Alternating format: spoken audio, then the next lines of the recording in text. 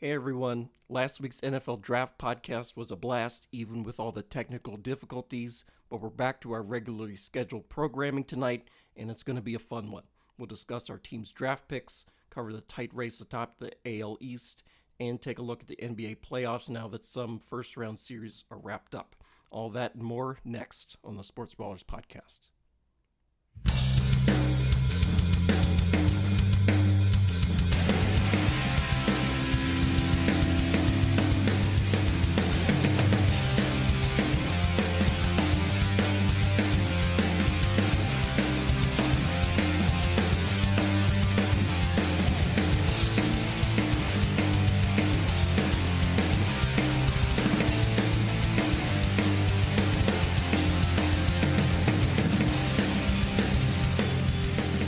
Hello and welcome to the latest edition of the Sports Ballers podcast. I'm Evan Ash, joined as always by Corey Puffin and Eric Meyer. How are y'all doing today?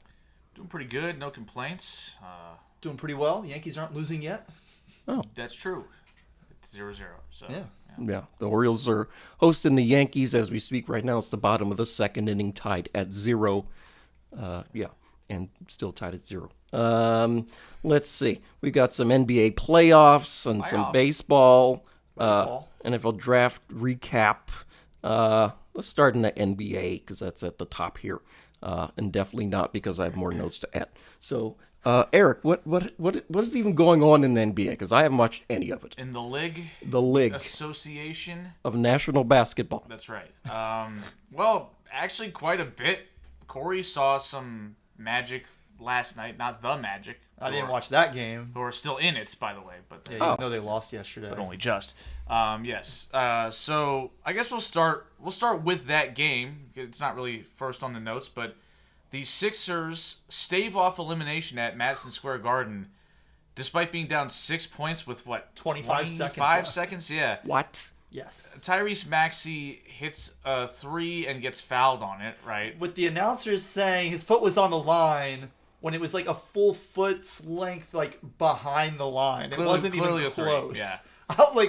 When I was watching it and I heard them say, I was like, wait, was it? All right, so anyway, he was clearly fouled. It was a 4-point play. Mm-hmm. And then I didn't actually see what happened after that because I flipped away for a second. I'm imagining the Knicks got fouled. Yes. And they made one of two free throws. Yep. So that puts the Knicks up 3. Yep. And then Tyrese Maxey gets the ball, crosses half court. Yes. The Knicks opt not to foul him because that's, oftentimes the strategy is when you're up 3, you foul so they can only get 2 points out of the possession unless they get a rebound on a free throw.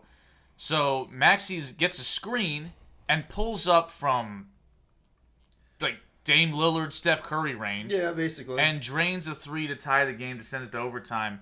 And then the Knicks fell apart. lose in overtime. And now it's 3-2 heading back to Philly for Game 6. The Knicks should have been out of this series, been heading to the second round. They're not.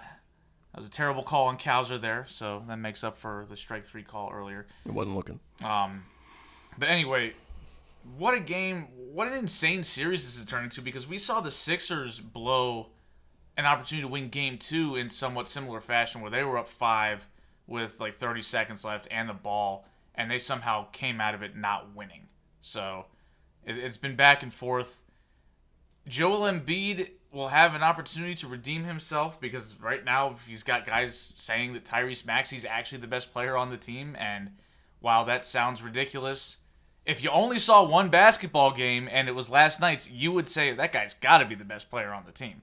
So, especially after Embiid has had some moments of disgrace in this series, not just in terms of his play, but also some of the decisions that he's made, the fouls he's committed, the flops he's done. As Rizzo was out here trying to get fourth error, he should have had his fourth error yesterday. Probably wanted one there. I still don't know why Juan didn't call him off on that ball. That's probably the only reason why there wasn't an error charge to Rizzo. And then they Soto decided, doing? Soto probably should have gotten. Yeah, he should have. It was his ball. Yeah. If any infielder should have caught that, it was the second baseman. Anyway, we've gotten sidetracked. Corey will have plenty of time to complain about the Yankees. Okay, so that series is officially on like Donkey Kong. We will see what happens there. Also, surprisingly, series on like Donkey Kong. Pacers are only up 3-2 on the Bucks after they failed to close out the Bucks with no Dame and no Giannis last night. Well, They you got know what's blown going out. on there, right? Who's the Bucks coach? Doc Rivers. We're doing a reverse 3-1. Is that what we're doing? Exactly, yeah. Okay. He's like, we got them right where I want them. Like Down 3-1, I can come back and win this series. It's when I'm up 3-1 that we got problems. Right, so maybe he's reverse the curse type of vibes. Yeah. Okay. I don't know about all that. I think that if there's any hope for the Bucks to actually win this series, they're going to need somebody to come back. And that somebody is probably Giannis, because it sounds like Dame is down for the count, at least for the time being. But, yeah, this series has prolonged itself somehow despite these injuries to Milwaukee. I don't really understand why the Pacers were unable to do the job last night, but they weren't even close. They got their asses beat.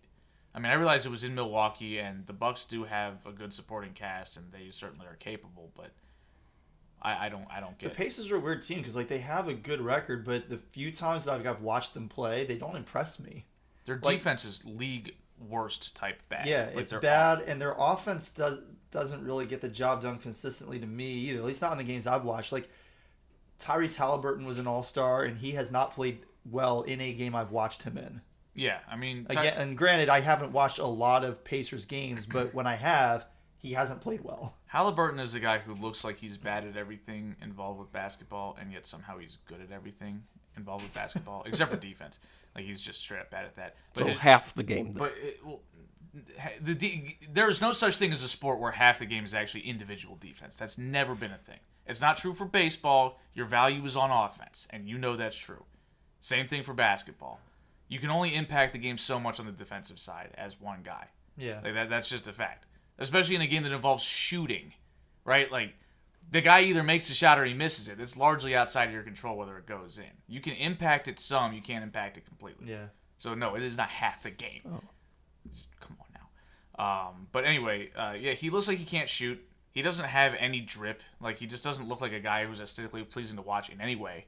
And yet he's good at basketball. He's a really good point guard. Yeah. But I think people were a little early to crown him as like the next great point guard in the NBA. I don't think that's a thing, but I think he's good. Yeah. He's a really good player, but the Pacers are, if they get by the Bucks, which I expect them to, I don't know. Assuming they play the Knicks, because I think the Knicks are still going to win that series, I think the Knicks body them. Maybe the Knicks win that series. I'd be a little nervous right now.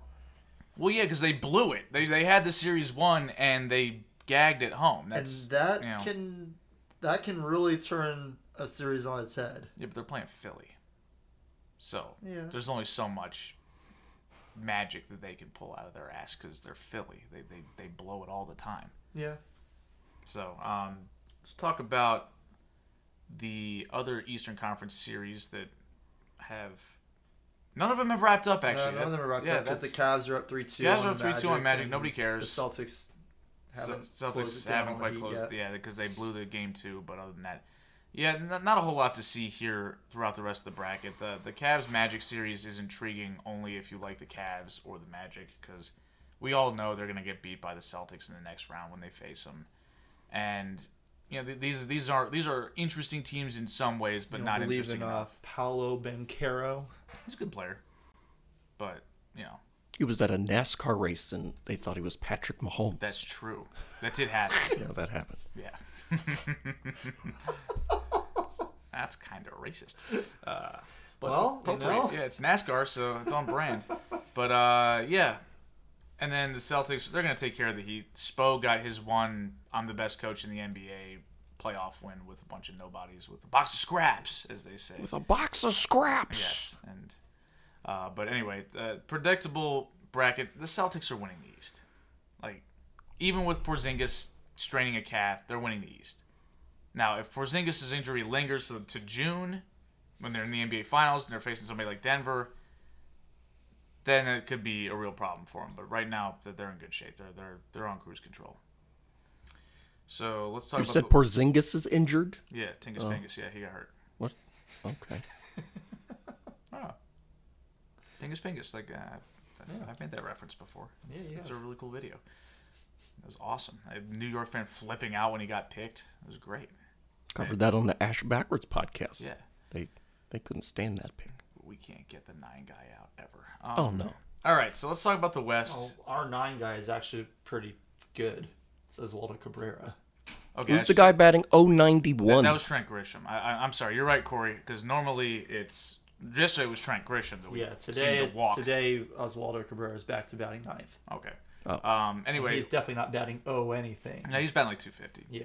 All right, so Western Conference just pretty much wrapped up except for one series. Thunder swept the Pelicans. Nuggets gentlemanly swept the Lakers. Yeah. The Wolves LeBron swept wasn't the going to get Suns. swept. He's never been swept in the first round. He's been swept in other rounds. He has, but not in the first round. That's true. Steph Curry's never been swept at all. Suns got swept. Yes, they did. What Kevin happens when Durant you have was Bradley Beal on your team. Brad Beal, first time he's ever been swept. He made a point to Was this the first time he's been in the playoffs? no.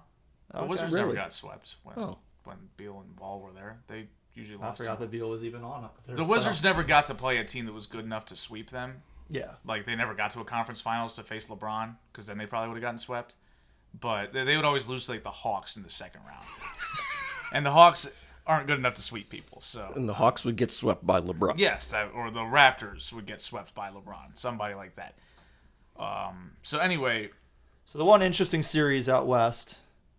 Well, I got to make fun of the Suns real quick. Oh. More?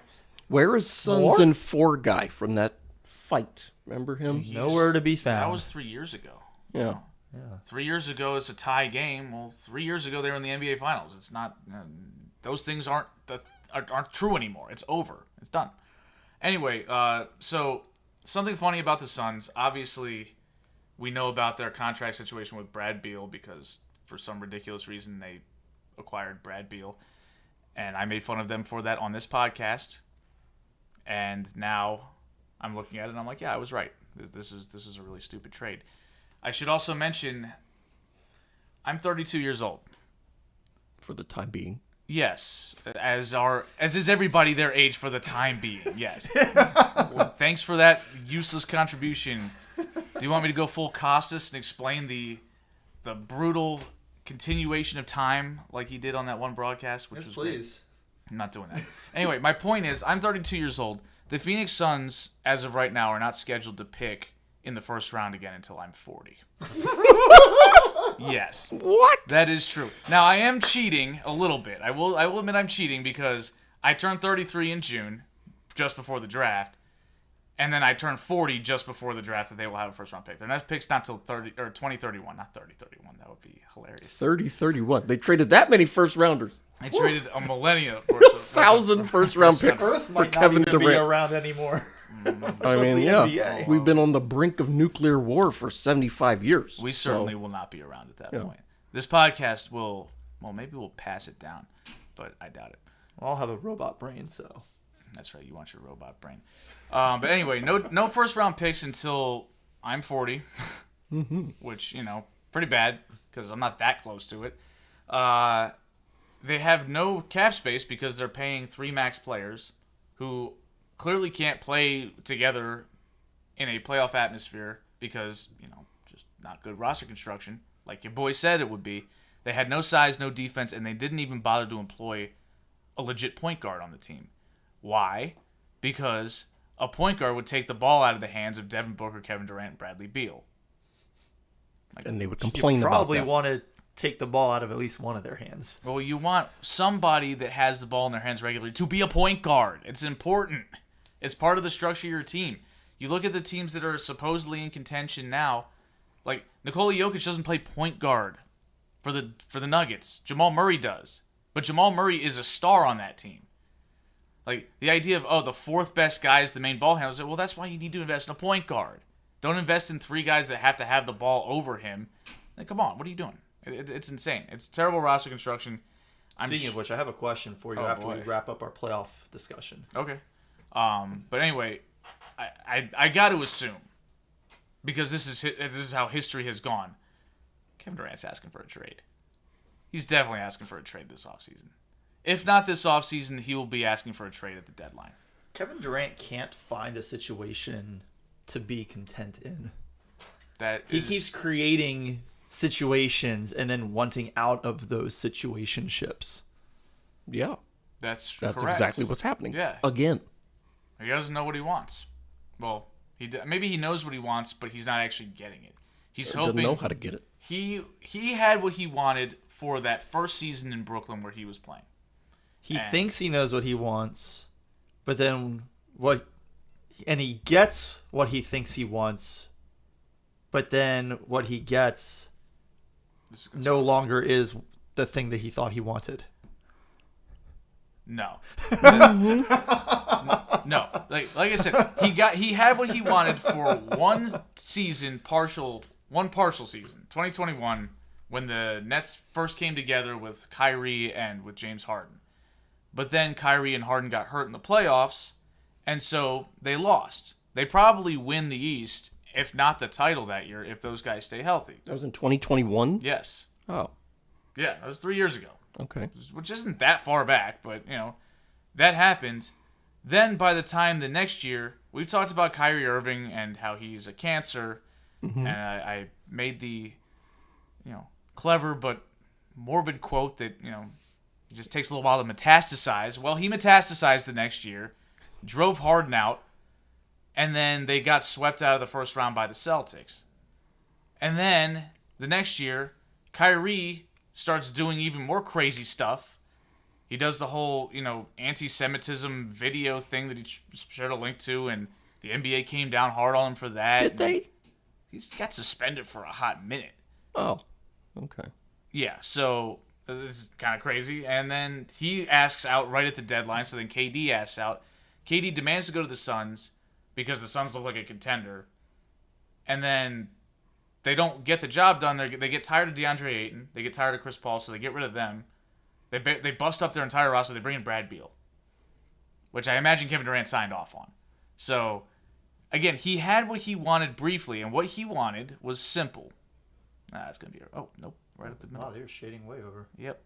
So, what he wanted was a situation where his team was going to be so overpowered that they win the title, but he gets all the credit. He didn't get that in Golden State because Steph was already there.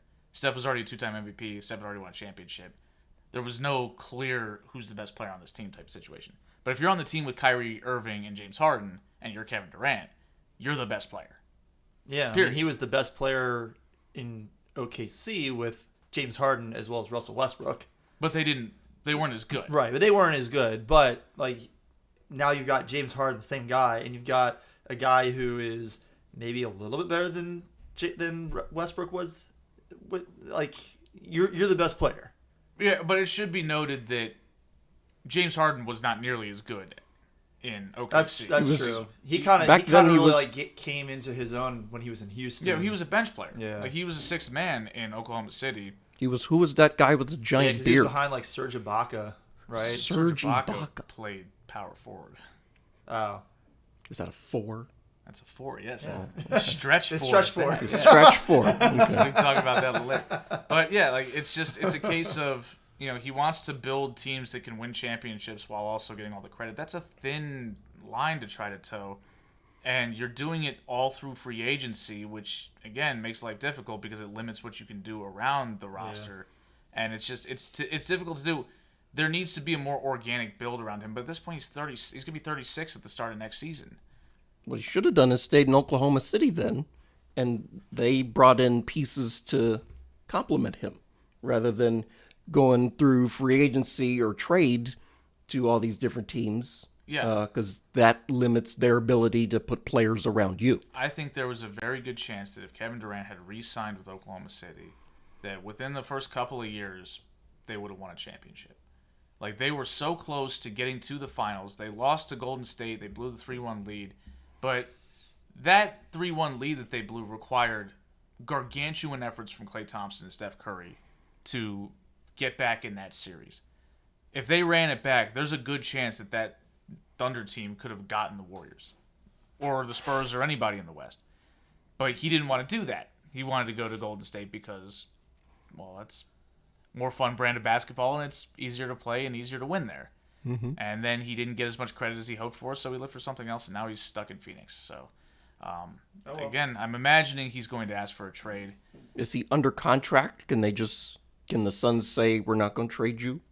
They can, but it might be in their best interest. Because if you're the Suns, why do you want to keep this team together?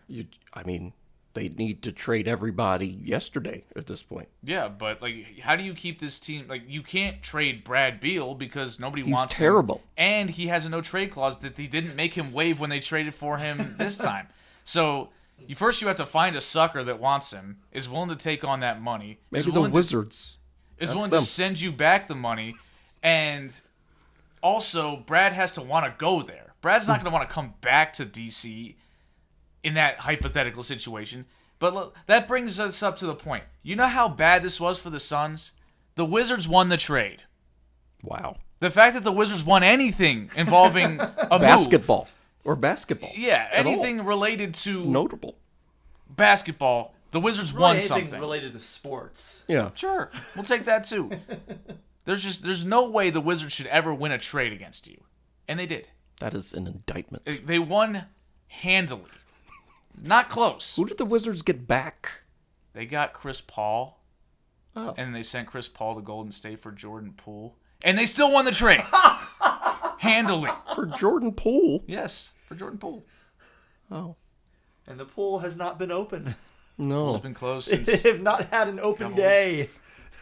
Yeah, so sad news for the Suns. Anyway, Lakers got gentlemanly swept too. The LeBron era in LA Appears to be over. Maybe over. It's hard to say. Like he's obviously going to explore options. We won't find out until July what he ends up deciding to do. It might depend on whether the Lakers draft Bronny. I'm not 100% sure that Bronny's actually going to leave school. Like it would be ridiculous. He wasn't good in college. Is he an AOG? Does he need to stay in school and get a degree and a job? He doesn't need to get a job. Oh, well, He's no. LeBron James' son. He's also LeBron I James. mean, I think you give him a season where like he doesn't suffer a sudden Yeah, cardiac right, events like- at the beginning of the. I'm of the willing to give him a season. pass for having I a think rough he season. will play better than he did this year. Of course, but I think it's reasonable to suggest Bronny might not be NBA material. Right, he might not. Like he be. wasn't that highly touted as a recruit. He was like A lot of he was a discussion is four-star. that Bryce is better. Yeah, that's the viewpoint is that Bryce is the more talented LeBron James offspring. So Weird way to say that. I don't know what you want. But anyway, can't worry about LeBron for now. Who knows what he's gonna do? It's a long AB for Mullins. It's like 8 pitches. Yeah, he was working it. So the one series that is actually still going on in the West though is Clippers Mavs. Yes. This is getting hilarious because it seems like every time the Clippers and the Mavs play in the playoffs, the series is somehow great. Like the first year they've met in like with these sort of close to these iterations of the teams, it was 2020. It was in the bubble, and that was when Luka was I think a second-year player. It was his first playoff series, and he dominated. He was clearly the best player on the floor, but the Clippers had too much firepower. That was when Kawhi and Paul George were both there and healthy, and all that Luka had was Tingus Pengus, and he got hurt. So it was clearly not going to go the Mavs' way. And then we were at Sean's wedding the next time they played the following year, and the Mavs jumped out to a lead, a big lead in Game 3, I think. And we were like, oh, this series is over. And then the Clippers came back and won. They ended up winning that series in 7, again, because Luka had no help. And this year, Luka's the reason they're not winning right now. Oh. He's being helped plenty. Ashton Kjærstad with a knock. Mm-hmm. One of the It's clones. funny that like he came up to bat and at first I was like, oh, they brought Jackson Holiday back up. Jackson Holiday's not nearly as big as Ashton Kjærstad. Their faces and their hair looks the same. He's a clone, yeah. Yeah. Anyway, he looks like a bigger version of Nick Backstrom. Okay. Yeah, Evan doesn't know who that is. He's a hockey player. I don't know what Nick Backstrom's face looks like. Okay, well, you can look him up. He looks I like don't know what the rest of them looks like. Why would you know what the rest of them looks Yeah, like? exactly. That No would be- idea. That would be uncomfortable. I told you I saw Connor McDavid in the commercial, and it took me a moment to remember, oh, yeah, that's Connor McDavid. Because I literally thought he was just a guy in the commercial. He was sitting on a couch with a buddy. That sounds like an AI-generated name. Like, he was just sitting there, and he was talking to his buddy. I was like, oh, well, these couple bros watching sports. And like, after like 10 seconds, I was like, oh, wait, that's Connor McDavid. That's right. I feel I've like seen Connor that. McDavid. First name, first name. Yeah. Like if he exchanged lives with Tom Brady, like we wouldn't recognize him. Like, he just looks so regular that he's... Or once again, getting like, I distracted can't... by things that are visual that our audience cannot see. Well, it doesn't matter. All right. What audience? Yeah, exactly. Audience of 2, I guess. Yeah. Anyway, who were we making fun of basketball-wise? Oh, Luka. Yeah, he's struggling, and he cost he's getting help, and he's getting help from everybody's favorite cancer, Kyrie Irving, has been fantastic in this series, and yet it's 2-2, despite the fact that Kawhi Leonard has missed 2 of the games. The Clippers are 2-0 in the games that Kawhi Leonard has missed. And you know why? Because playoff P is a dog when he doesn't have to be a number 2. I was going to say Ewing theory. Playoff P showing up? Playoff P is very, very good when he gets to be the guy. Oh. You put him in a situation where he has to be the number 2. It's a combination of he doesn't get to do whatever he wants, but there's still expectations. And so, he kind of chokes. If he's a 3, there's no expectations, so he can relax. If he's a 1, he just takes over, and it goes pretty well. If he's a 2, it seems to be a struggle for him. It's very weird. Huh. It's a weird conundrum with him because, 3 years ago, again, 3 years, the Clippers were in the conference finals because of Paul George. Kawhi Leonard got hurt against the number 1 seeded Jazz, which is hilarious to look back at, the fact that Jazz were a 1 seed ever with Rudy Gobert, your boy. Mm-hmm. And after ending the world. After ending the world the next season, they're the 1 seed. Yeah. And Paul George just took over and detonated on them. So basically what you're saying is Paul George is Bono. Sure, let's go with that. I'm fine. That's actually pretty good. I like that. We'll roll with that. I think that this is an interesting series. I don't think either of these teams, although they would play Oklahoma City, that would be kind of an interesting matchup because OKC is so young. But I think at this point, the Clippers just, I don't know. I don't know what to make of them because they have so many guys that can do so many things and take over a game, and yet they just don't feel like they're ever actually going to string together a playoff run. Evan is flabbergasted as Ramon Arias. No, not flabbergasted. I'm disgusted because what I expected happened. Ramon Urias is just taking up at bats and being an automatic out. And we But thank he him didn't for do it. the thing that he normally does, is just get the other guy out in front of him. I mean, he couldn't hit the ball. You have to hit the ball to do that. Yeah, and he didn't, so be thankful. Oh, okay. Yeah. Anyway, I think that covers the NBA, right? Yeah, except for my question. Oh, you for did have a question. All right, what do you got? Who are the top 5 point guards in the NBA right now? Oh, no. Oh, boy. We're playing this game. I can only have 5 in my top 5, right? Yes. Point guard's kind of hard to nail down right now, too. It's weird. See, Evan's going to is. hate this. Mm-hmm. Steph Curry. Do I have to Okay. rank them, or can I just name You 5? can just name them. Steph Curry. Okay. Luka. Okay. There might be a PFP issue here. Now you got there. So Steph, Luka, Jalen Brunson. Okay. Oh boy, There's 2 more. 2 more. I have an idea of at least one of them that I would put in there. Okay, you're putting me on the spot here, and I gotta remember people. That's kind of hard. The one I'm thinking of is not in the playoffs. Well, neither was Steph Curry. True. De'Aaron Fox? That's not who I was thinking of. Okay. Would you put him in your top 5? No, probably not. Halliburton has to go in. Okay. Tyrese Maxey's making a statement. I don't know about Dame. Dame's who? Just tell me. Trae Young. I don't know. Trey, like they're all kind of in that soup. But it's that interesting 3 to me, 7 like range, like you put Jalen Brunson in there, like no doubt, Yeah. and like that was kind of where I was going. It was like, is Jalen Brunson a top 5 point guard in the NBA right now? That was kind of like the question that I was wanting to ask, but I didn't want to word it that way. Yeah, he is. Okay. I don't hesitate in saying that. Yeah. Okay. Jalen Brunson. It was a question that was coming up in my video broadcast journalism class, and I had a couple students who were like, "No, there's no way. Like he's not that good." And I was like, "I think he's at least on that borderline of top 5, if not in it." He's in it. I'm no hesitation there. He's I think that he's there at this point. Like he's really impressed me now. Like down the stretch yesterday, certainly he wasn't that good, but like tired legs is a part of that. He everything was bogged down inside, and so he didn't have a lot of really good shots. But like even the 3 near the end of regulation, like he needed that 3, and I guess it was actually in overtime. Like there was a 3-point. Whatever it was, he knocked down a 3 that actually kept the Knicks in that game in a critical spot late in the game. Like, I think that he's a really good player. He is. I mean, if you watch Game 4, I don't think you would have any question that he's in the top 5. Like, Yeah, he I missed was Game 4, fantastic in Game 4. Took it over and won that game on the road.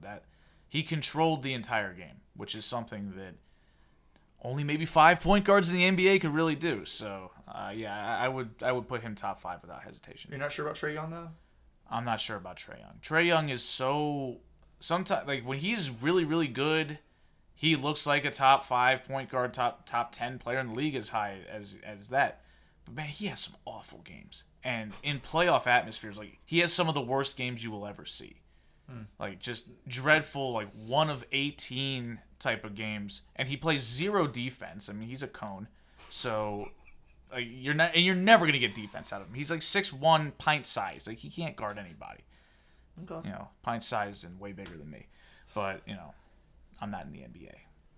So yeah, I Jalen Brunson top 5, Trae Young not quite ready to put him there. But I am curious to see what happens. The Hawks might move him. There's been talk about maybe pairing him up with Wembanyama in San Antonio.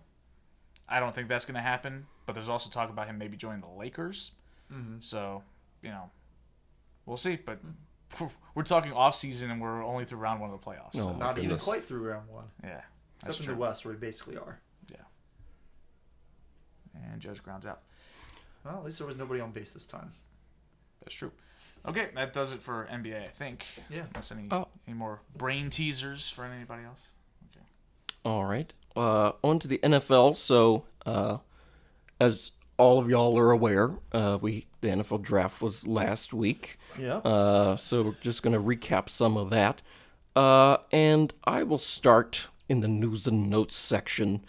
So the Falcons are incompetent. Oh, yeah. Is the gist of it. So they drafted Michael Penix Jr. on Thursday night.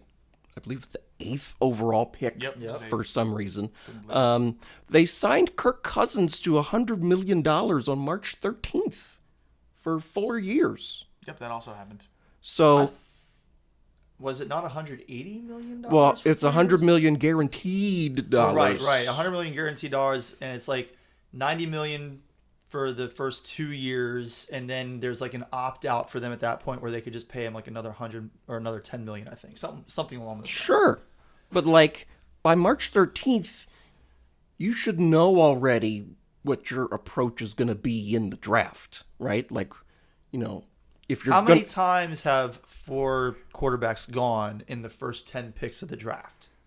It happened I don't until know. 2018. Because Josh Rosen was the 10th pick, and Allen, Mayfield, and Darnold all went ahead of him. Okay. Oh. How about in the first 8 picks of the draft then?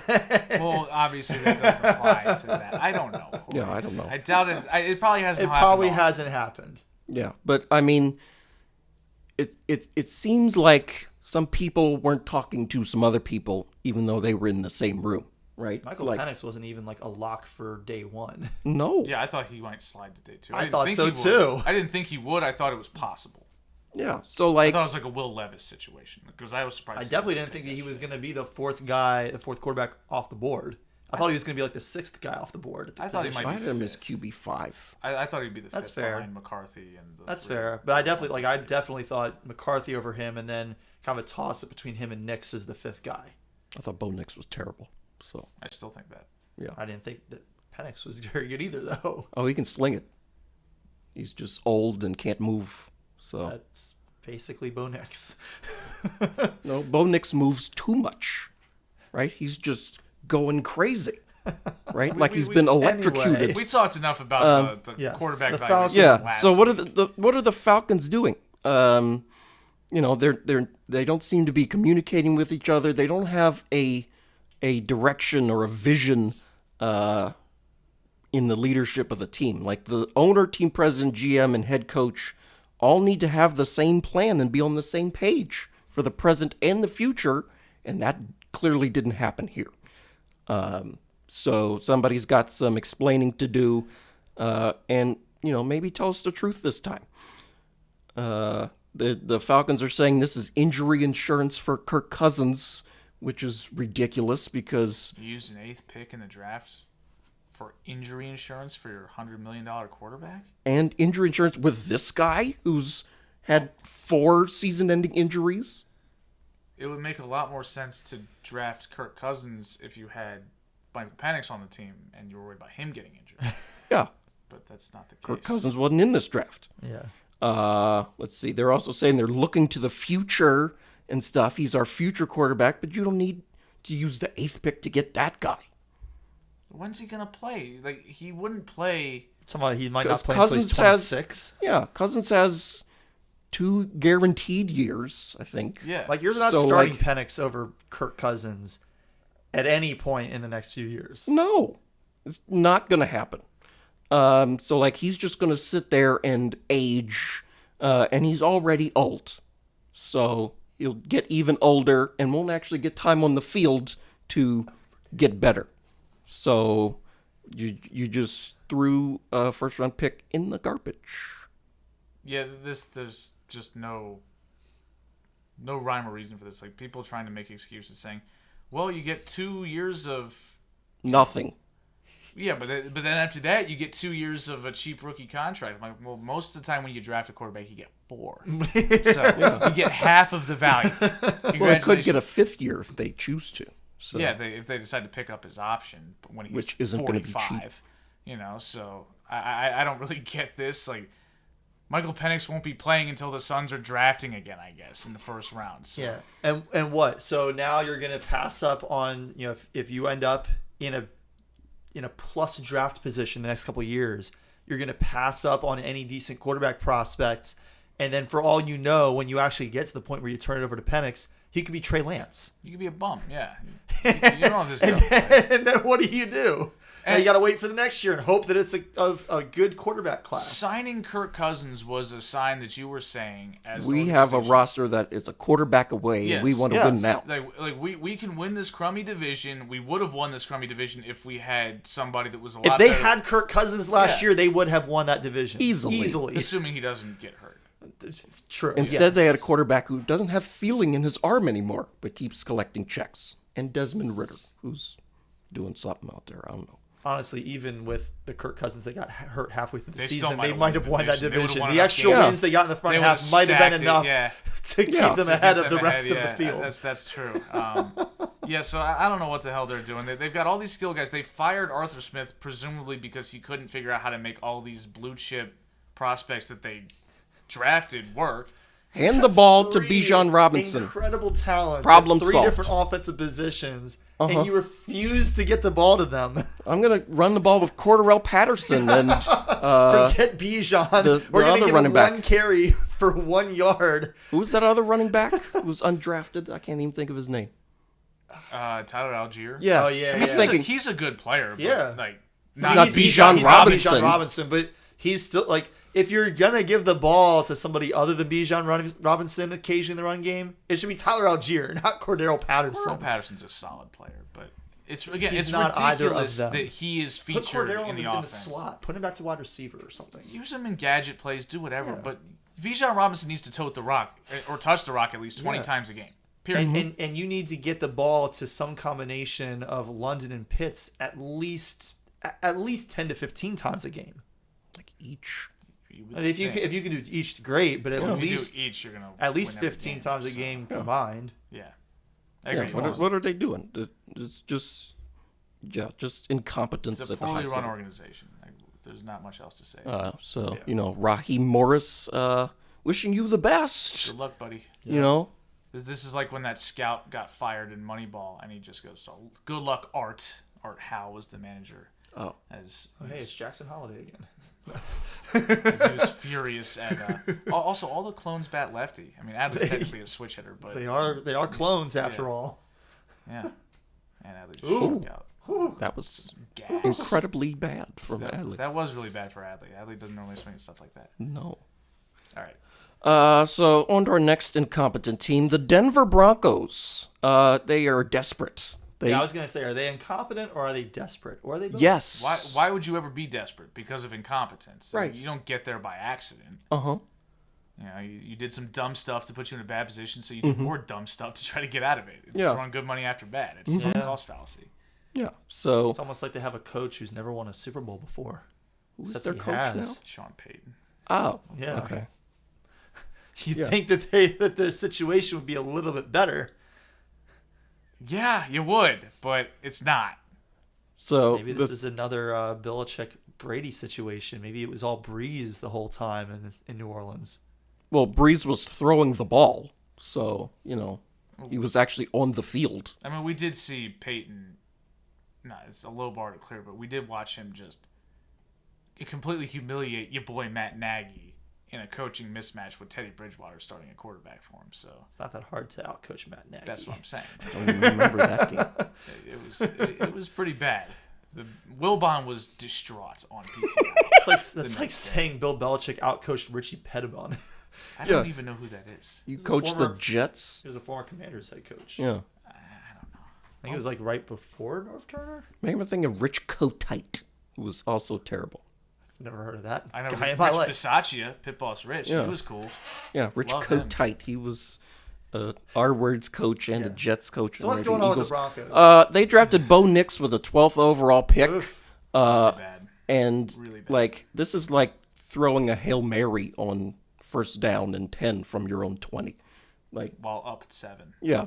Like, what are you doing? You just wasted. Bo Nix isn't good. He's the guy who scrambles out of clean pockets. Oh yeah. Loves to do that. He'll run to his right. He's right-handed, and then as he's getting chased down by a defensive end, he'll just chuck the ball to the middle of the field in a panic and get intercepted. So, they drafted this guy with the 12th pick. It seems like they panicked because they, like the rest of us, were surprised that the Falcons picked a quarterback. So they thought they would have a chance at Penix or maybe even J.J. McCarthy, but that's not how the draft fell. So, yeah, Corey's leaving. I don't know why. So what ended up happening was, or what it seems like what happened is that new ownership took over recently, the Walmart family with all their money, and they seemed desperate to be relevant quickly. Yeah, new owner syndrome. Yeah. Simmons talks about that for basketball teams all the time. And, I mean, that's what happened with the Panthers, too, Yeah. right? Happened with the Suns. Brad Beal trade. Oh, Yeah. okay. That's new owner syndrome. Because Sarver was forced to trade the team after everybody found out he was a racist misogynist, and Matt Ishbia bought the team. Yeah, whoever that is. That's a Mad Lib of a name right there. It absolutely is. That could be anybody. I went out of my way to say it. Like Matt Eberflus. Eberflus or Paul Skeens, which you accused me of. You just wanted to hear me say Paul Skeens. I'm like, that's not why I said his name. I said it because he's really good and he's dating Livy Dunn, but his name also is Paul Skeens. So Okay. 3 for 3. So the Broncos were going to pick a quarterback regardless of who was available at pick number 12. They were just, you're on our team. And that's not good process or strategy. You're coming with me. Yeah, you just that doesn't work. What they need to do is an extended rebuild over 3 to 5 years, but it doesn't seem like they want to take 3 to 5 years. So You don't hire Sean Payton and rebuild. okay. According to Sean Payton. So, Well, they need to get some players in here. I agree. They absolutely need to rebuild. I don't know why they even hired Sean Payton, because I'm like, I don't know why Payton agreed to go there. We said it was ridiculous. With Russell Wilson, Yeah, right? like we all agreed he should have gone to the Chargers. Yes. The Chargers are in a great situation. They're in cap hell. They've blown all their drafts, but they at least have a franchise quarterback. Yeah. You ain't gotten a quarterback. And a quarterback. Like, did You guys paid him $80 million to leave. Did you see the ridiculous amount of scouting nonsense that they were trying to justify why they wanted Bo Nix so badly? Well, Sean Payton said he was about to pick Patrick Mahomes in 2017, but the Chiefs traded up ahead of the Saints to get him. He did say that, yes. So obviously this is the exact same situation, and you can't let Bo Nix slip back past the 12th pick. Yeah, Bo Nix is definitely Patrick Mahomes. So the one thing that I'll say, Oh no, there's no redeeming qualities for this pick. there isn't, but the one thing that I will say, if they don't take Bo Nix there, does Bo Nix fall out of the first round? I don't know. I would think so. You don't think that anybody toward the back end of the draft would be like, yeah, let's take a flyer on this guy. Like, Well, the First teams round at the pick. back end of the first round are the good teams. well, yeah, they don't need So- a quarterback, but maybe they want that guy as like their backup. Maybe that's where you take injury insurance For a first round later, Not a first rounder. later in the first round, No. because you're already good. You might not feel like you really need anybody that much. Yeah, but like, if you're the Broncos and he's not there for some reason when you get to the second round, so what? Who cares? And all of a sudden, Rattler is a second round pick instead of a fifth round pick by your Saints. Don't pick him either. Just don't draft a quarterback if there aren't any good ones. How hard Yeah. is this? Like, we do this in fantasy football all the time. If all the guys you wanted early at a position are gone, then pick people at different positions and get that spot later. All right, let me ask you this: would you rather have Bo Nix, or would you rather have Zach Wilson? I mean, that's tough, actually. Ugh. They've got both. That's kind of my point. So- that's kind of my point, because if you don't get Bo Nix, the only quarterback on their roster that's worth anything is Zach Wilson, and anything is being pretty generous. I mean, Anything is doing a lot of heavy lifting. they didn't have to bring in Zach Wilson. Yeah, they Right. chose to do that. They, They couldn't bring anybody else in. They could have acquired somebody. Could have kept Russell Wilson. I mean, that honestly, that was their probably best would have option. been the best option. They- In they- hindsight, that was the they best did option. not get rid of Russell Wilson because Russell Wilson is unplayable. I'm sorry about that. They got rid of Russell Wilson because they hate him so much. This was purely a case of, we can't stand this guy. Get him out of the building as quickly as possible, which is alarming because your team shouldn't operate that way. If somebody like Russell Wilson, I'm sure, is annoying as hell. Like, he annoys us, and we don't have to deal with him every day. Mr. Unlimited. Mr. So- Very limited. so Mr. I imagine- extremely limited. I imagine to coaches and probably to other players, that's Bring him up. Come on. What are you looking at? Oh, my God. These umpires. play. It caught the box. Did it? I don't know. It was pretty. The box is on your screen in front of you. There's some gap there. No, there isn't. Caught the box. He's out. Unbelievable. Anyway, that was a really good pitch. It was. So anyway, that take. was definitely not on. Unbelievable. Yeah. So that's why they got rid of Russell Wilson. Drafting Bo Nix is silly. And again, the length that they go to justify it, it's like, well, in his backpack he had ankle tape ready and all kinds of stuff. That just shows me how ready to play he is. I'm like, are you serious? Are we really doing that? Where we say, oh, he's got a pack of gum that I like, so I like the cut of his jib. I'm gonna know who pick else it. Gotta get has- juicy fruit for Sean Payton. You know who else has ankle tape in their bags? A decent number of coaches and all trainers. You want to draft them? You want to put them at You know quarterback? who has ankle tape in his back? Sam Bradford, because he always needed it. You could draft him too. He's available. Yeah, He is. pick him up. He probably would be better than either of the quarterbacks on their roster right now. Yeah, until he got hurt, and he'd still be better. Who was the guy they played at quarterback who was actually a receiver? I don't Oh know. my goodness. He's I started him in Yeah. one game in your league. I that feel like year. I want to say his name is like Brian Maxwell or something. not, it's not. But that's not that. Yeah, they should have him at quarterback. Kendall Well, Hinton. Against Kendall the Saints again. Hinton. The Saints were the Kendall ones that got to Hinton. face him, and it was so nice.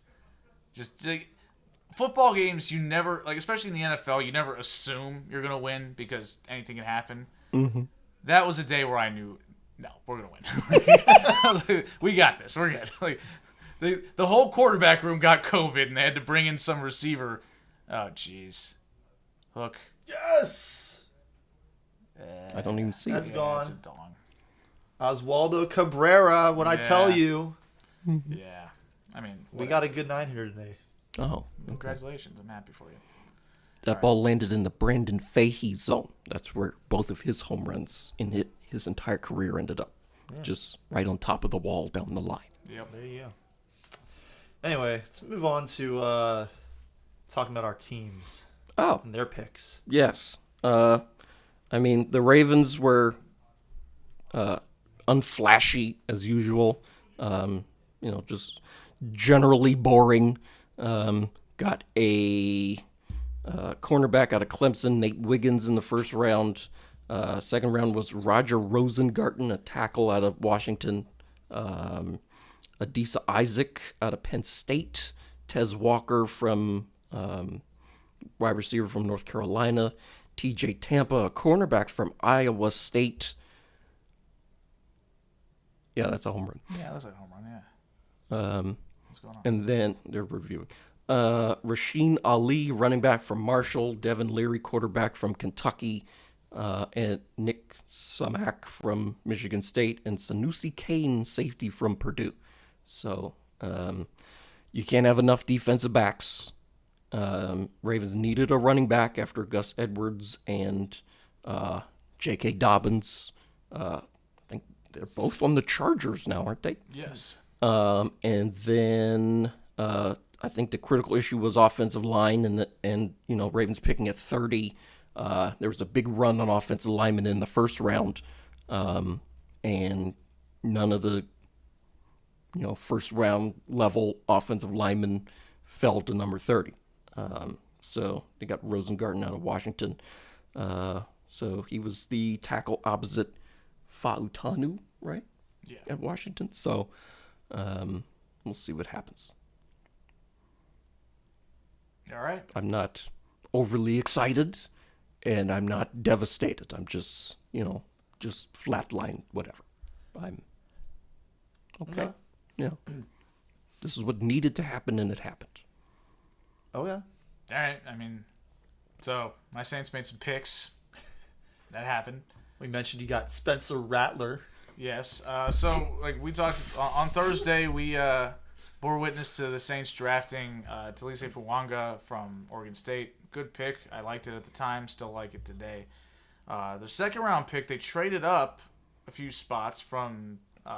They took the Giants pick, which was by way of the Packers, to draft my boy Kool-Aid McKinstry from Alabama.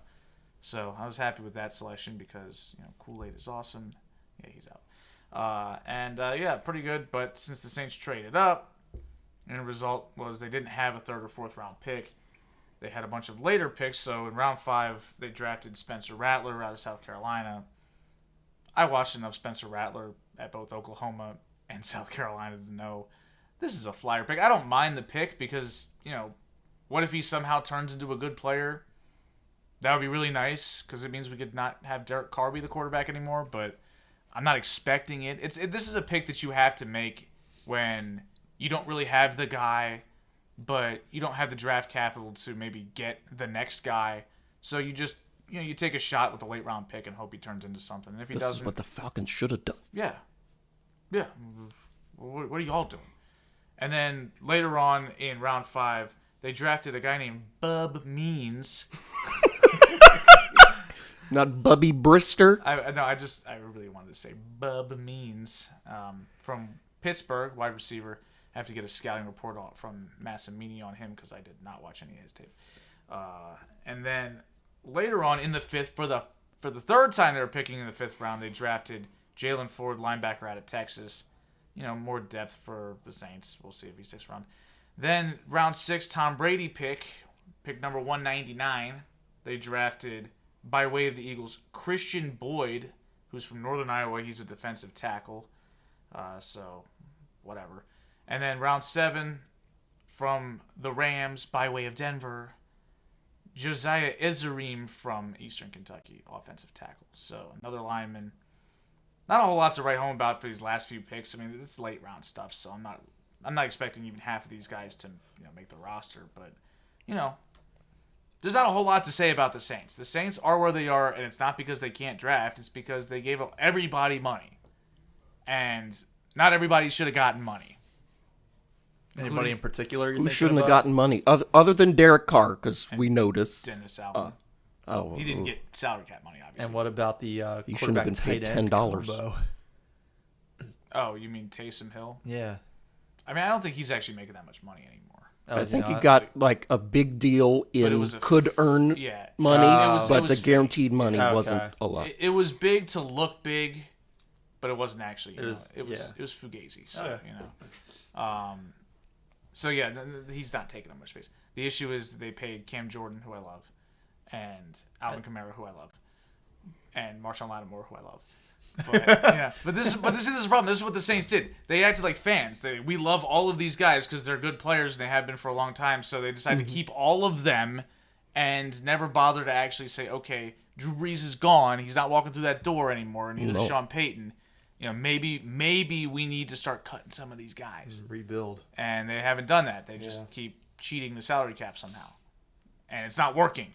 Like, we stay mediocre every year. Fortunately, they're in a terrible division. Yeah. Where everybody else is mediocre. Every year, it's at like best. the Saints are $50 million over the salary cap, and then they don't cut anybody. Then and nothing somehow happens, they're under the salary cap. and then right they're there at allowed the to start of play. the season. I'm like, Yeah. how?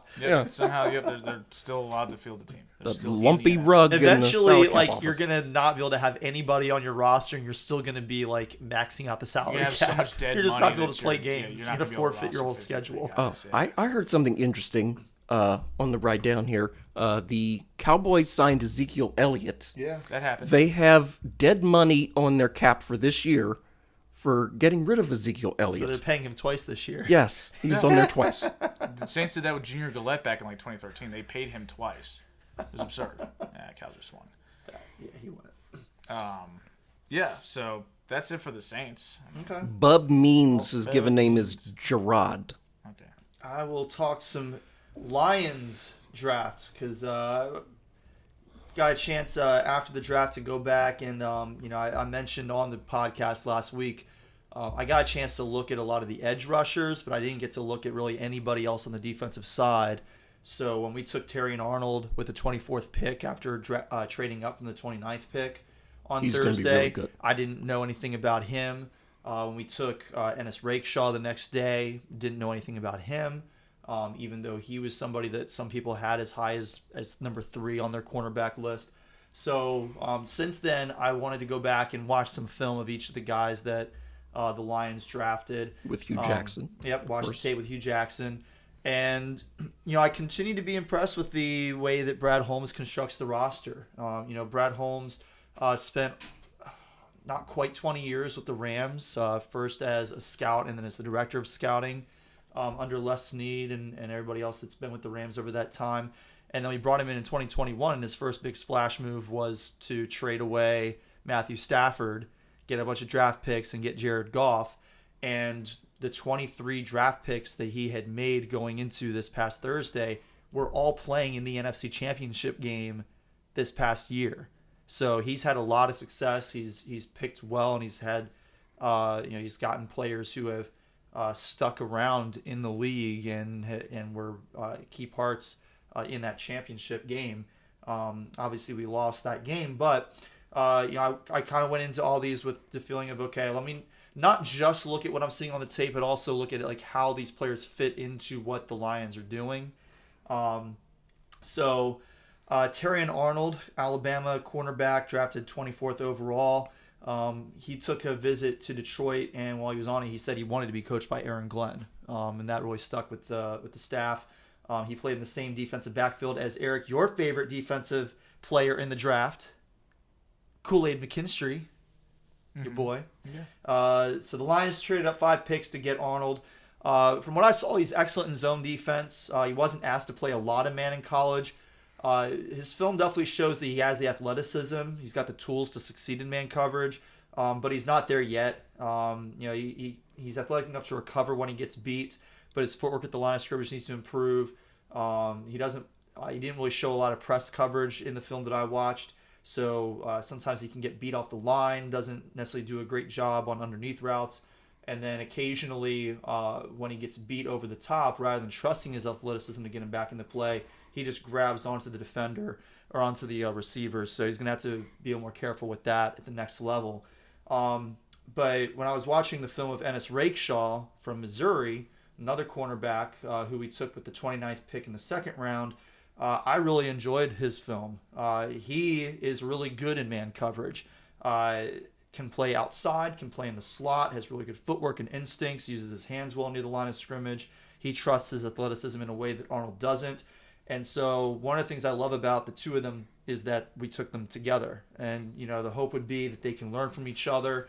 Neither of them seems to have a really big ego. And so I think that they're going to be good teammates to each other. Hopefully they room with each other during camp because I think there's a lot of things about each of them that can rub off on the other and make both of them better. With the 26th pick in the 4th round, we took Giovanni Manu, an offensive lineman from the University of British Columbia. Ah. Yeah. Fancy. Canada. So he's 6'8", 350 pounds, and yet I swear he has a six-pack. Moved back and forth between guard and tackle on the left side. Did pretty well in both, though it's hard to judge how good he is for a couple of reasons. One, I could not find any true film. All I could find was highlights, which of course are going to show you what they want you to see. Right. And two, he's playing for the University of British Columbia, so what kind of competition is he facing up there? I don't know, but probably not. It's not going to be SEC or Pac-12 or even Big 12 competition, right? It's probably not even Mountain West competition, if we're being honest. So that said, he's an interesting prospect. He has really good measurables. Doesn't seem to have the nastiness that Evan loves from offensive linemen finishing their blocks with authority. But I think that there were probably a good number of teams who were looking at him as somebody that they could jump on quickly as an undrafted free agent. The Lions said, we don't want him to get to that point. So they traded up from the 5th round to the 4th round to get him, and also gave up a 3rd round next year. I feel like we probably still could have got him in the 5th, but I can live with it. A few picks later, at the end of the 4th round, we took Sione Vaki from Utah. He is a two-way player, plays running back and safety. Mm-hmm. Yeah, so kind of a Swiss Army knife. Drafted primarily as a special teams guy. We'll see if he's developed enough to make a significant impact at another position. But like I said, he played both at Utah. He's played just about every position at some point. He did a 4-position workout during his pro day. So Jeez. I think that they liked him because of his athleticism. With the kickoff set to kind of return this year, it's going to be a bigger play again than it was last year when a lot of kicks just were not returned. Even kicks that were fielded in play, you could fair catch and advance the ball even from the 5-yard line. You can't do that starting this year. So on offense, he's great in space, which makes him really interesting as a returner potentially.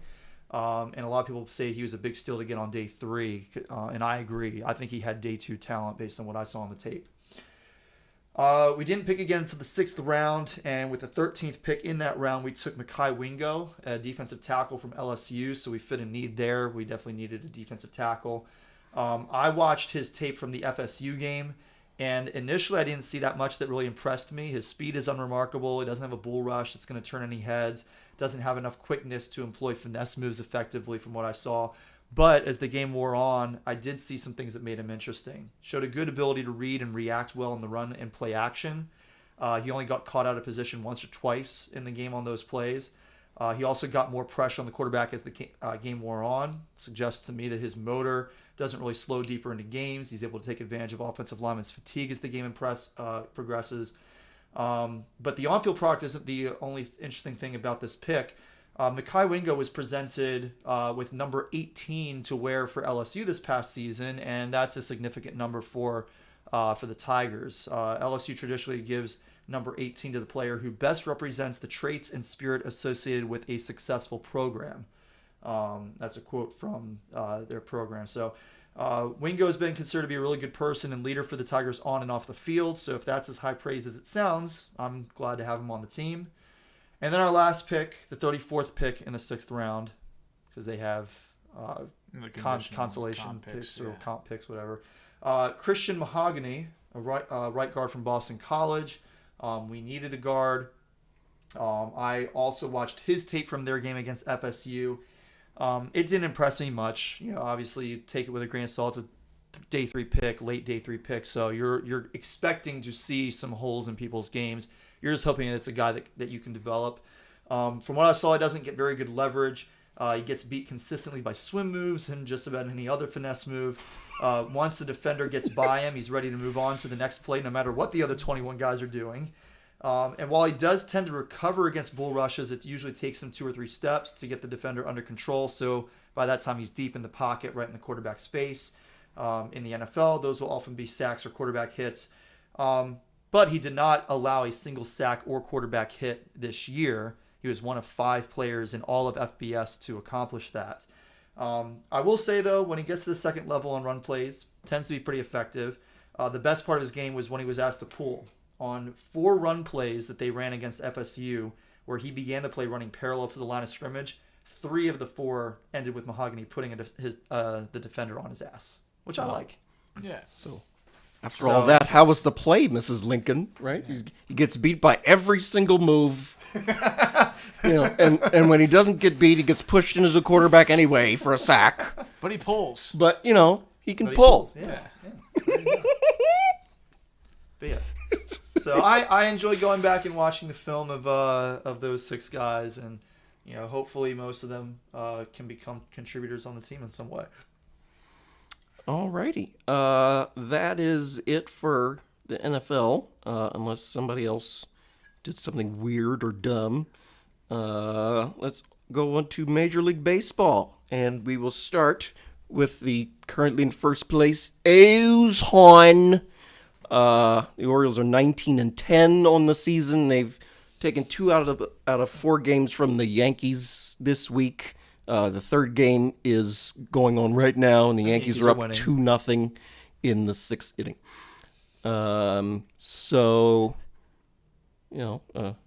Corey's laughing. Aaron Judge swung and missed. At a pitch below the zone. Oh, he's been doing that more lately. Well, maybe he had a very good. He had a very good take rate on balls up until this past week or so. Oh, well, maybe Aaron Boone needs to yell at the umpire because he's Judge's 6'7" and it's effing low. Well, he's swinging, so it doesn't matter. Oh, okay. Well, you should hit it then. I don't know. Let's see. So Corbin Burns is pitching tonight, and Kyle Bradish returning from the injured list to pitch tomorrow afternoon. So that's just in time for another pitcher to go to the injured list for you guys. Yes, because Grayson Rodriguez is now on the injured list with a shoulder injury. So yes, being replaced by John Means. Oh, like Means was reinstated, and the corresponding move was to put Grayson on the IL. Is Means gonna be good yet? Is he gonna be good right away? I mean, we don't know. We don't know if Bradish is gonna be really good right away. Like he's just coming right out of that cold storage tomorrow. So yeah, and we will see, I guess. Yeah.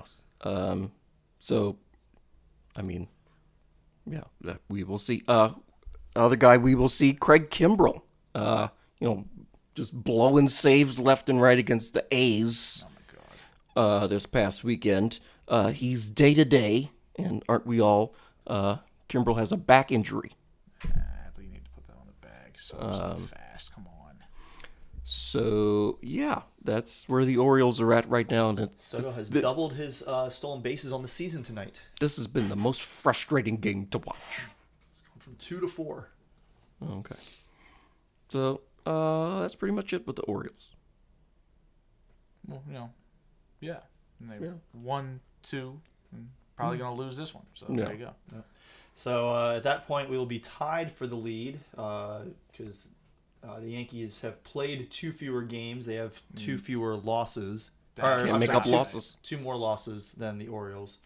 So the Yankees are 19-12 to start the season. 7 games above 500, just as we were during our last regular show. But now a game behind the O's with important games this evening and tomorrow. Alex Verdugo was pretty hot at the dish. He's now on paternity leave, so I was going to say I haven't seen him. We expect that he'll probably be back after this series, at least by the weekend. He should be back, but congratulations to him on the birth of another child. What is Soto doing there? Oh. Why are you getting it out at third? And why are you diving foot first on a stolen base attempt? I hate that. Why do players do that? That's the slowest. That's the slowest way to slide. Ask Mike Trout, who keeps getting his fingers broken. It is the slowest way to slide. Dive head first. I mean, I'm just glad Urias caught the ball and tagged him this time. God, I hate him. Ooh, wait a second. Yeah, he almost blew it again, but he's already in the dugout because he knew he was out. Okay. Like Soto would have stood there and said, if it was, He grabbed his cup and shuffled back and forth and stuff. Yeah, and been a weirdo, and then seemingly he does that, and then he thinks everybody hates him for it when nobody really cares anymore because he's been doing it for like 6 years. Yeah, he's a great player. He's a weird guy. Ooh, nice Kierstead made that way harder than it needed to be. Yes, awful defensively. So, other news for the Yankees: Garrett Cole has progressed to throwing from 120 feet. So, while his progression has been slow, there is still some hope that he could return to the Yankees in June. Juan Soto yesterday had a Utah Street Blast that went It was 447 feet. It's the second longest ever Who's got the onto who's got the Utah longest? Street behind Gunner's 462-footer last June. Yeah. Yeah. That was as soon as it came off the bat, I was like, oh, I guess Like it was, Shohei Otani's home run last year this we is missed. this is that y'all didn't see. this is better than Shohei's. Shohei's didn't actually get to Utah Street, did it? No, But it was too- more right centers. Yeah. But this was, I think this was further anyway. But Yeah. this was a classic Dean Kramer meatball to the last guy you want to throw a meatball to, and as soon as it hit, I was like, ooh. Again, I was glad it was 4-1 and nobody's on base, so I could kind of enjoy that home run. I was like, well, hey, People acted like Juan Soto's stare down is what makes him unlikable. If No. you like, no, what makes Juan Soto unlikable is all the stuff he does. Yeah. Right. And I still and don't even think he's then, unlikable. he's only unlikable to people that like he doesn't play for. Like He's where unlikable he doesn't because play he's for on their the team. Yankees. Well, being I on the guess Yankees yeah, it's a little doesn't more help, so yeah. because. But I did And he enjoy. is a good I Yankee. did enjoy Dean Kremer's comment after the game. That was fake. Where, that was fake The thing about about- like I think that he didn't like losing or Yeah, something that like was that. fake. That was Oh, fake. Yeah. that's too bad. 'Cause They, that was they, actually it pretty said good. in the corner in the fine print, Dean Kramer did not actually say this. Oh, okay. I didn't- Because Dean would never say that. Dean doesn't have the kind of onions to say that. Which the whole situation was weird to me because Soto seemed to think that Kramer was angry at his shuffle. I'm like, Kramer doesn't get angry at anybody. That's why we don't like him. Yeah. Supposedly they had some beef before that at bat. No, Soto beef? misinterpreted Kramer as okay. seemingly being angry at his shuffle, which was not true because Kramer doesn't get mad at anybody. Okay. And so like it was a bizarre like the stare down thing. I was like, "Bro, you're still down 4-2." Like it's just Yeah. kind of like if you'd hit Like a I game saw a tying home run, and that did not move the needle for me on what I said when I said the Yankees are not going to score 3 more runs. Yeah, you still to felt tie the this same up. way. And I honestly, knew it was. felt the I knew it same was. I still knew it was over. I was like, oh, I'm not worried. well, at least we have something that we can talk about positively about this game for the Yankees. That was quite a home run. Yeah, it was. Yeah. That was majestic. Meanwhile, somebody that I have nothing positive to say about right now is Anthony Rizzo. He was the AL Player of the Week last week because he went 11 for 27 with 4 home runs. He lifted his batting average from 235 to 277, lifted his slugging percentage from 294 to 446. But he's not doing so hot this week. Went 0 for 8 in the first 2 games of the Baltimore series. He's now 0 for 10 in the series because he's been put down both times he's been to bat tonight. Had what probably should have been his 4th error of the season in 3rd inning yesterday. Tried to get another error today with a bad throw back was to a really first bad with the flip, yeah. pitcher covering. So he's been really frustrating to me. He's not been good in the field. He hasn't been hitting well enough to make up for it in my mind. So what do you do with him? I don't really know. You got to play him. We don't have another first baseman right now, but Go get Greg Bird. He's available. Are you sure that he's not, undiagnosed and concussed again for Yes, 4 again. months? For 4 months. Unbelievable. Just like he can't do anything right. Like he's just clearly hurt. Something's wrong with him, and nobody you says know, anything. I didn't even think about that, but that's a fair I will point. never wonder. forget it. I wonder. Couldn't believe it. They're like, yeah, Rizzo's got a concussion. He's had it since May. It's August. I'm like, what? What is happening? To his credit, an ugly strikeout yesterday notwithstanding, I've been impressed with Giancarlo Stanton this year. He's been raking. Strikeout was bad. It was a bad strikeout. But he and Juan Soto are both in the top 5% in baseball in barrel percentage, top 10% along with Judge in hard hit percentage. He's got 11 extra base hits in 99 at-bats. Like, that's pretty good. Yeah. I was kind of surprised looking at some of the numbers on Baseball Savant because they show that he was actually really good for us in 2021 and 2022 swinging the bat. It didn't feel like it. Well, he was hurt a lot. he He just looks- wasn't there. Yeah, he looks better to me right now than he has in a Yankee uniform. Definitely bounced back from a terrible 2023 campaign. So I've been happy with him. The guy who just still has not come out of cold storage is Aaron Judge. He'll have like 2 games where it looks like he's coming out of it. He had 2 games in a row against the Brewers last week where it looked like, okay, Judge is back. And then he's not. Well, he's playing the Orioles. This is his golden opportunity. This is who he loves to play. This is his favorite place to play outside of Yankee Stadium, except that now he doesn't like the big wall. Doesn't like the big wall, and the But- Orioles are a lot better than they used to be. So let's Right. keep that in mind. So, but he's gone right back down the tube this week. Like Aaron Judge came into the league right as the Orioles were becoming a horrible team. Yeah. So let's keep that in mind. He got basically 6 years of facing the worst pitching you'll ever see. 19 games a year. Yeah. So it's kind of if he's not going to hit as well against the Orioles, there's a reason for that. He hit a ball to the concourse at Yankee Stadium to left center field. Mm-hmm. Like, over all the seats. Yeah. Just Like the legit part of Yankee Stadium. Yeah, that's a place where it's hard to hit home runs. yeah. Like, that would have been a home run at old Yankee Stadium. That's how far that ball was hit. It's kind of funny Way how outta this here. series is going where, like, yesterday felt like the game the Yankees had to win because Kramer was on the mound and the Orioles bullpen was completely gassed. And then today it felt like today's the day the Orioles should win because they've got their ace on the mound and that's baseball, You never know how it's going to work. Like, honestly, if the Orioles get out of here with a split, I'm not going to complain. I prefer that they win 3, especially since they've already had 2 in hand for, since yesterday. But, the fact that they've already earned the split, I'm not going to complain. No gripes. Yeah. Outside of those two teams, what's been standing out to you guys so far this season? We're a month in now. Got hurt. Yeah, Mike Trout hurt himself. What did he hurt? His knee? His knee, yeah, he needs knee surgery. Supposedly he could be back this year, but He's not coming back. Knee surgery is not something that sounds like you're coming back anytime soon. I don't know how. When was the last time somebody had knee significant surgery it and wasn't out is. for like 3 months? Oh, by the way, the Celtics are crushing the Heat. It's 49-25 with 9 minutes to go in the second quarter.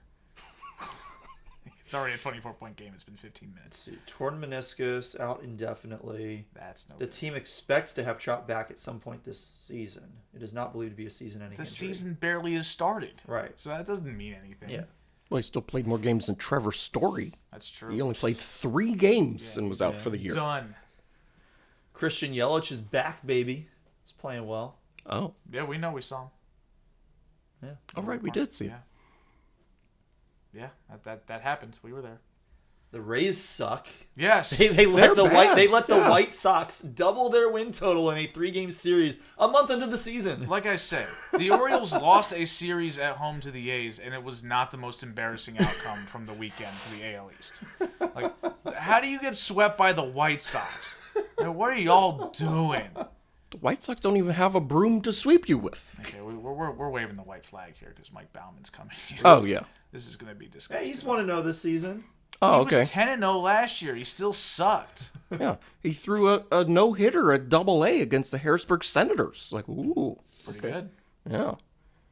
Like that doesn't get it done at the major league level, though. No, I threw no-hitters in my life. It doesn't mean I'm going to go out there and shove in the show. 3 teams right now have less than 10 wins. Name them. The White The White Sox, Sox. the Marlins. Oh, boy. Oh, no. Is it, it's not the The Tigers. Astros. No, the Astros got to 10. Yeah, the Astros got to 10. Tigers are doing pretty good. Astros are right at 10. They're 10 and 19. Okay. They just got across 10. Okay. Yep. Oh, Who else boy. could it be? Ooh. Is it, damn, I don't know. The Angels? No, the So Angels. last week they played some home games in Mexico City, Oh, the Rockies. Oh, yeah, right. Yep. That makes sense. Okay. which I thought was very fair. If you're going to put a team playing home games in high altitude, make it the team that already plays home games in high altitude. Yeah. I mean, sure. That's why I started a bunch of people in fantasy or on Houston and Colorado because, there's even higher altitude. It's 1.5 miles. Yeah. Meanwhile, there are 2 teams with 20 wins this season. Name them. The Braves. Yep. And it'd be another NL team, right? Unless Cleveland already won today. No, it's not Cleveland. Okay. So then somebody in the AL. The Dodgers. No. No, the Dodgers aren't that Dodgers. good. Oh. Actually, the Dodgers actually have come on hot. They're 19 and 13 now. Okay, but still, they started They're off back in slow. first place in their division. Yamamoto's not that good. Okay. No, he's not. I told So you. The that Phillies. I told you. Oh, I the told Phillies? y'all. The I Phillies told y'all have the Dodgers most. weren't gonna be that The good. Phillies have the most wins in baseball. They have 21 wins. Good for them. Oh.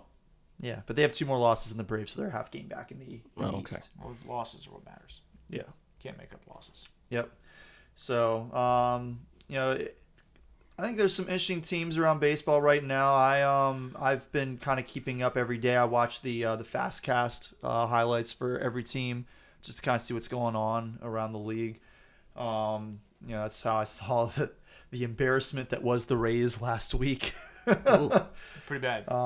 Yeah, but it's also I've been kind of impressed with the Central divisions so far because they've been, I mean, outside of the White Sox, every single team in the AL Central is above 500. Who has been beating up on the White Sox? That's part of it, but you The also White play Sox are fewer games 6 against and your division 25. now than you used to.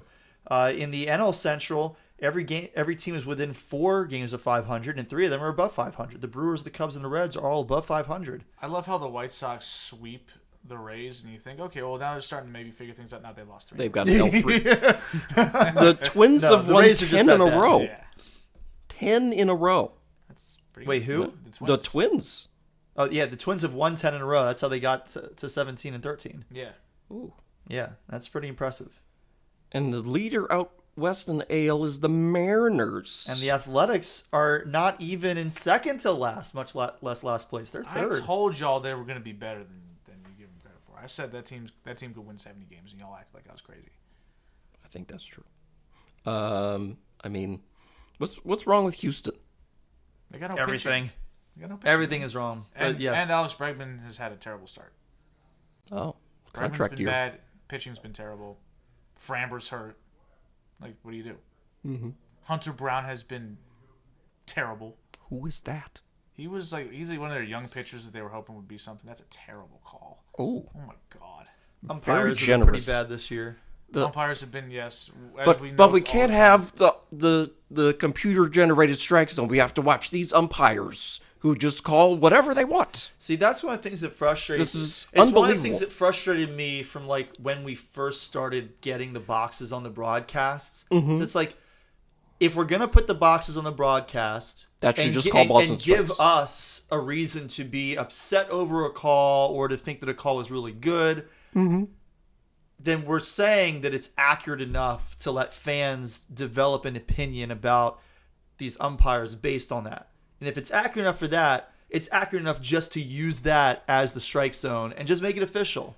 People are trying to argue that a person is going to be more accurate than, radar and lasers. Like, no. No, That's that's not a thing. Yeah. You're much more likely to get away in court if a cop paced you to pull you over versus whether he caught you with the radar gun. Like, the pace, the judge might give you a little leeway. You're not getting any leeway with the radar. It's not going to happen. Oh. Okay. Are you confused by what I just Yes. Because, yeah. You realize that the cops don't need to have a radar gun to catch you. Yeah, they just drive behind you Yeah. Right. the same speed. Yes. And look on their so what Eric speedometer. is saying is that if that is the way that they pull you over, right, by pacing you, they're more likely to let you off than if they got you with the radar gun. Oh.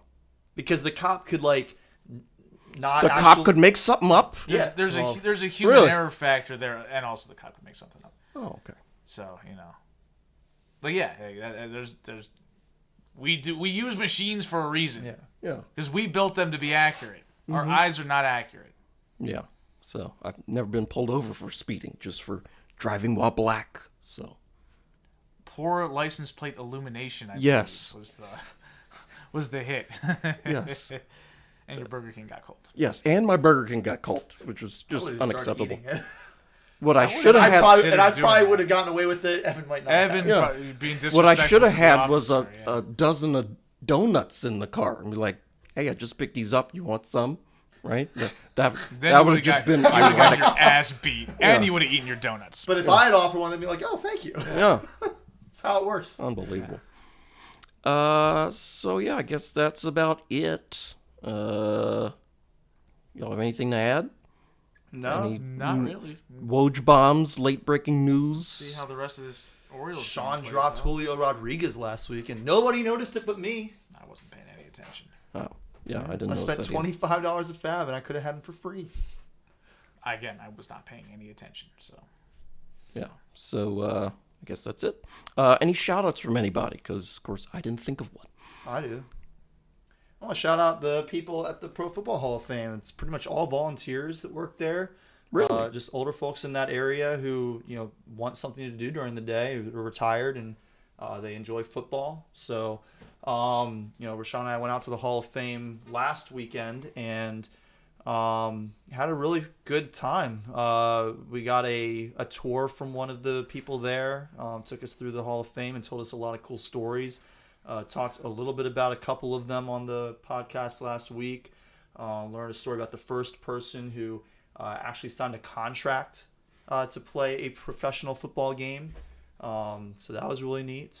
But just a lot of really pleasant people there. Like they enjoy being there, and that really came through in all of our interactions at the Hall of Fame. So just want to give a shout out to all of them for making the Hall of Fame such a fun experience and being there so that people like me who love football can come through and enjoy the history of the game.